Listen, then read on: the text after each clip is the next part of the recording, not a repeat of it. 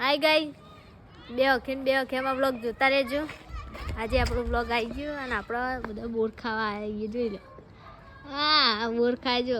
લો બોર ખો અને મારો વિડિયો બનાય.